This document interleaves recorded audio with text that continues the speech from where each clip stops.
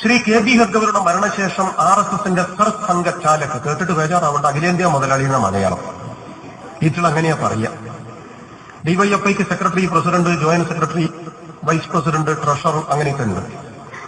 കോൺഗ്രസിനുണ്ട് ഭരണഘടനയിൽ ഉടുമുണ്ട് ഊരമ്മൽ ഉണ്ടാവില്ല എന്നുള്ളതുകൊണ്ട് ഉണ്ണിത്താൻ സമ്മതിക്കായിട്ട നടത്താറില്ല തെരഞ്ഞെടുപ്പ്. മുസ്ലിം ലീഗിനുണ്ട് ഭരണഘടനയിൽ, പക്ഷെ അത് നടത്താറില്ല, നടത്തേണ്ട ആവശ്യം വരാറില്ല. മുസ്ലിം ലീഗിന്റെ കമ്മിറ്റി കൂടുക, 5 വീതം ചെറുപ്പക്കാർ ബിരിയാണി അടിക്കുക, 3.5 വീതം വയസ്സന്മാർ ബിരിയാണി ആക്കുക, 8-10 ഗ്ലാസ് വെള്ളം കുടിക്കുക, വയസ്സന്മാർ 3 വീതവും ചെറുപ്പക്കാർ 1.5 വീതവും ഏമ്പക്കം വിടുക, തീരുമാനം തങ്ങൾക്കും വിടുക. അത് ഉണ്ടാവാറ്. ഇവിടെ തെരഞ്ഞെടുക്കുന്നതില്ല, പക്ഷെ ഭരണഘടനയിലുണ്ട്. RSSന് ഒഴിച്ച് ബാക്കിയുള്ള പ്രസ്ഥാനങ്ങൾക്കെല്ലാം ഭരണഘടനയിൽ സെക്രട്ടറി, പ്രസിഡന്റ്, ജോയിന്റ് സെക്രട്ടറി അങ്ങനെയൊക്കെ ഉണ്ട്. RSSന് ആ വിധമൊന്നുമില്ല. ഉണ്ട് ചിലത്. മുഖ്യ ശിക്ഷക്, മുക്കാത്ത ശിക്ഷക്, പ്രാന്തക്കാര്യവാദ്, വടിവാൾജി, കൊടുവാൾജി, കുന്തവാഹിജി അങ്ങനെ പെട്ട നാളെ ചത്തോയി ഒരുത്തൻ അതിൽപ്പെട്ട ഒന്ന ഈ മനോജ്. എന്താ മുഖ്യ ശിക്ഷകോ മുക്കാത്ത ശിക്ഷകോ ഏതോ ഒരുത്തൻ. മുക്കിയാലും മുക്കിയില്ലെങ്കിലും സംഗതി തീർന്നല്ലോ, അതോടെ നിൽക്കട്ടെ, ഞാൻ സമയം പിന്നെ പറയാം. ഇങ്ങനെയാണ് RSSന്റെ സ്ഥാനപ്പേരുകൾ. RSSന്റെ അഖിലേന്ത്യാ അധിപൻ എന്നതിന്റെ പേരാണ് സർസംഘ ചാലക്. ലോകത്ത് ഇതുപോലെ സ്ഥാനം സ്വീകരിച്ച ഒരു പ്രസ്ഥാനമേ ഉള്ളൂ, ഒരു നേതാവേ ഉള്ളൂ. ആ പ്രസ്ഥാനത്തിന്റെ പേര് നാസി പാർട്ടി എന്നാണ്. നേതാവിന്റെ പേര് അഡോൾഫ് ഹിറ്റ്ലർ എന്നാണ്. അഡോൾഫ് ഹിറ്റ്ലർ സ്വയം എടുത്തണിഞ്ഞ പേര് ഫ്യൂറർ എന്നാണ്. ജർമ്മൻ ഭാഷയിൽ ഫ്യൂറർ എന്ന് പറഞ്ഞാൽ ഞാൻ തന്നെ മുന്തിയ മുതലാളി എന്നാണ് അർത്ഥം. അതുതന്നെയാണ് RSSന്റെ സർസംഘ ചാലക്. RSS മലയാളം പറയുന്നത് ഇഷ്ടമുള്ള പാർട്ടിയല്ല. ദേവഭാഷയാണ് ഞങ്ങൾക്ക് ഇഷ്ടം, അത് സംസ്കൃതമാണ്. ഇല്ലെങ്കിൽ രാഷ്ട്രഭാഷയാണ് ഞങ്ങൾക്ക് താല്പര്യം, അത് ഹിന്ദിയാണ്. തിടുങ്ങിപ്പോയാൽ ഞങ്ങൾ മാതൃഭാഷയെ പറയൂ, മലയാളം, അതിലപ്പുറത്തേക്ക് ഞങ്ങൾക്ക് ഇഷ്ടമല്ല. RSSന്റെ താത്വിക ഗ്രന്ഥമാണ് വിചാരധാര. അതിന്റെ 135-ാമത്തെ പേജിൽ ഇങ്ങനൊരു പരാമർശമുണ്ട്, അത് ഞാൻ നിങ്ങളോട് പറയാം.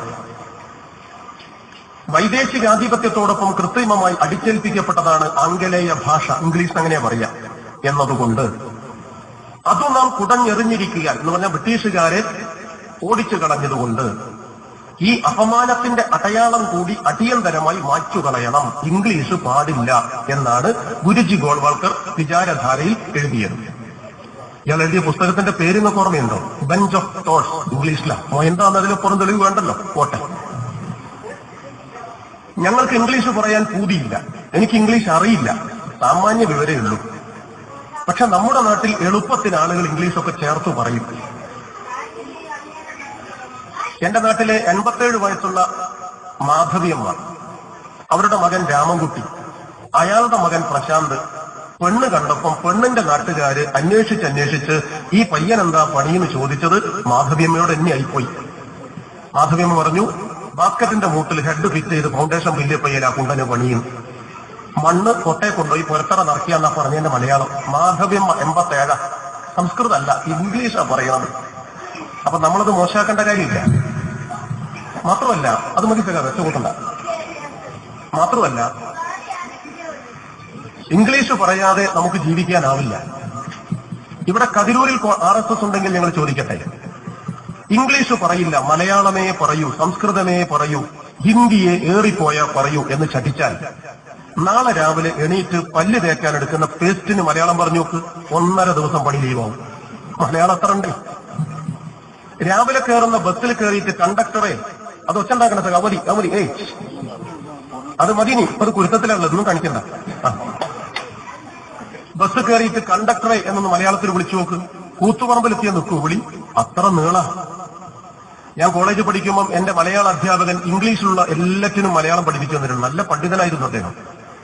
അക്കൂട്ടത്തിൽ അദ്ദേഹം പറഞ്ഞു, പ്ലാറ്റ്ഫോം ടിക്കറ്റിന് മലയാളം ഉണ്ട്. പ്ലാറ്റ്ഫോം ടിക്കറ്റ്, വണ്ടി കയറ്റാൻ ആള് കൂടെ പോകുമ്പോൾ അയാൾ എടുക്കുന്ന 5 റുപ്യന്റെ ടിക്കറ്റാ ഈ സാധനം, പ്ലാറ്റ്ഫോം ടിക്കറ്റ്. ഞാൻ ചോദിച്ചു, എന്താ സാർ? അഗ്നിശകട വിരാമസ്ഥാന പ്രവേശക പത്രിക. അമ്മേ, ഇതാ ഇതിന്റെ മലയാളം. അഗ്നിശകടം എന്ന് പറഞ്ഞാൽ തീ കൊണ്ട് ഓടുന്ന വണ്ടി. ഇപ്പോഴാണല്ലോ കരണ്ടും ഡീസലൊക്കെ ആയത്. അന്ന് അഗ്നിശകടം തീവണ്ടി. വിരാമസ്ഥാനം വന്നു നിൽക്കുന്ന സ്ഥലം, അതാ പ്ലാറ്റ്ഫോം. പ്രവേശക പത്രിക, അങ്ങോട്ട് കടക്കാനുള്ള കടലാസിന്റെ കണ്ടം, അതിന്റെ പേരാപ്പത്.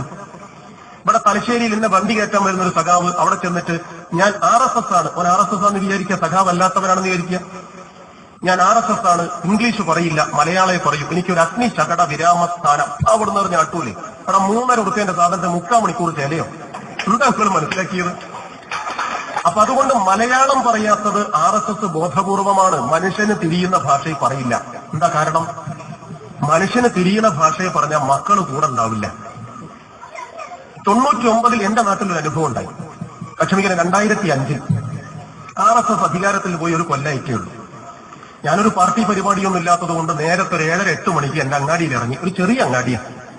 നോക്കുമ്പോൾ ഒരു 40 RSSകാർ, അപ്പുറത്ത് ഇപ്പുറത്തൊരു 4 DYFIക്കാർ, മുടിഞ്ഞ കച്ചറയും ബഹളം. എടാ പോടാ, അടി പിടി, എന്തൊക്കെയോ ബഹളം. ഞാൻ ഇറങ്ങുമ്പോഴായി ബഹളം.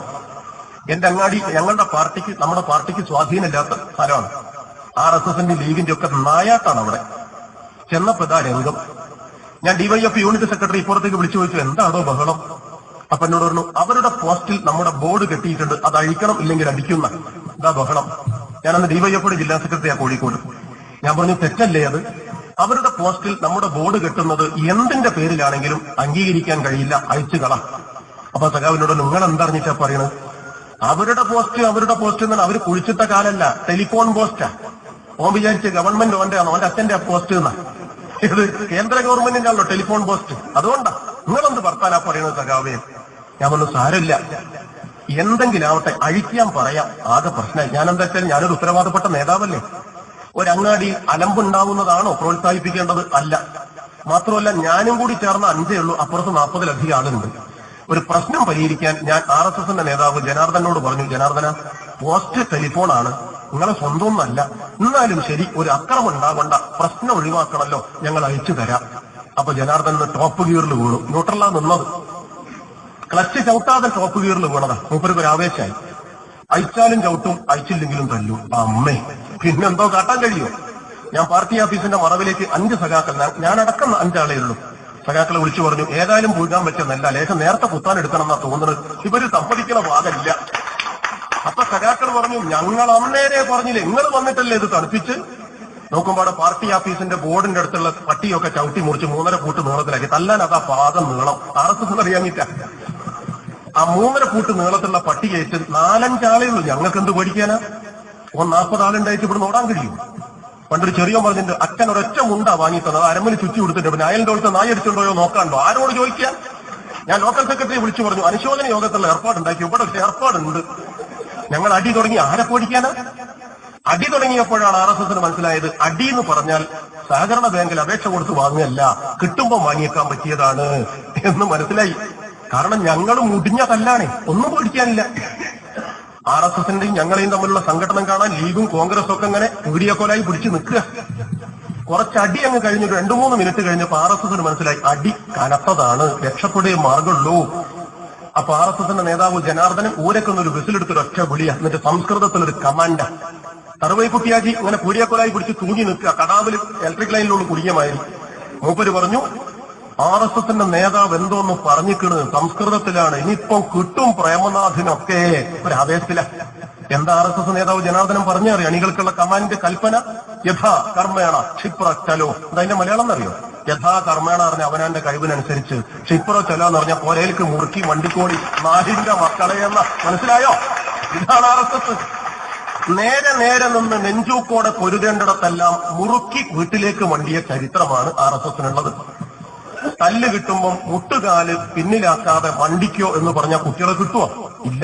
അതുകൊണ്ടോ യഥാ കർമ്മേണ ക്ഷിപ്രചലോ. കേൾക്കണോ വിചാരിക്കുന്നതോ അടവാന്ന. അതുകൊണ്ട് RSS ഇങ്ങനെയേ സംസാരിച്ചിട്ടുള്ളൂ. മനുഷ്യന് മനസ്സിലാവാത്ത ഭാഷയിൽ സംസാരിക്കുക, മനുഷ്യന് ഗുണപരമല്ലാത്ത രീതിയിൽ മാത്രം പ്രവർത്തിക്കുക എന്നത് ലോക ഫാസിസത്തിന്റെ മുഖമുദ്രയാണ്. ലോക ഫാസിസത്തിന്റെ കണ്ണാടി പ്രതിബിംബമാണ് RSS. ദർപ്പണ പതിപ്പാണ് BJP. ഫോട്ടോസ്റ്റാറ്റാണ് സംഘപരിവാരം. അതുകൊണ്ട് ഇന്ത്യ രാജ്യത്തും അവരങ്ങനെ തന്നെയാണ് പ്രവർത്തിക്കുക എന്ന് ചുരുക്കം. ഞാൻ അതിന്റെ വിശദാംശങ്ങളിൽ പോണില്ല.